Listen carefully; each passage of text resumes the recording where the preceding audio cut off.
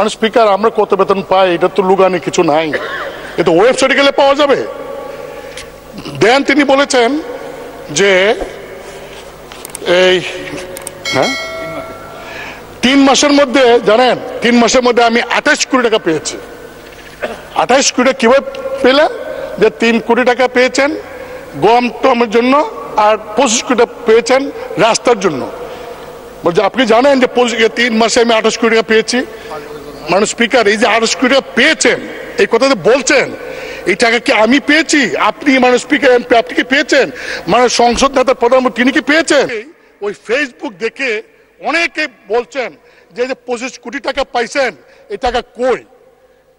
তিনি বলছেন যে 25 কোটি টাকা তিনি পেয়েছেন, আমরা তো পাই নাই। মানে স্পিকার আপনি জানেন যে বর্তমান সরকার গত কয়েক বছরও আমাদেরকে এমপিদেরকে সুযোগ দিয়েছিলেন যে স্থানীয় সরকার মন্ত্রণালয়ে প্রতি বছর 4 কোটি করে 5 বছরে 20 কোটি, এইবার বলেছেন 5 বছরের জন্য 25 কোটি টাকার প্রকল্প নাম দেওয়ার জন্য।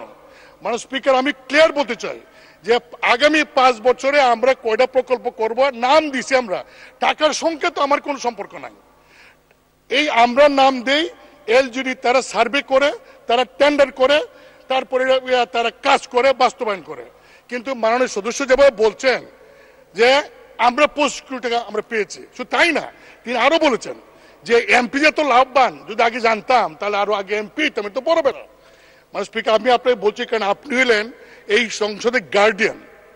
আমাদের কোনো সদস্য যদি এমন কোনো কথা বলে যে কথায় প্রধানমন্ত্রী মানে স্পিকার সহ 349 জন এমপি সম্পর্কে মানুষের কাছে ভুল বার্তা যাবে, তার সস্তা জনপ্রিয়তা অর্জন করার জন্য যদি এই ধরনের কথা বলে ভুল বার্তা যায়, সেই বিষয়টা আপনি দেখতে পারেন।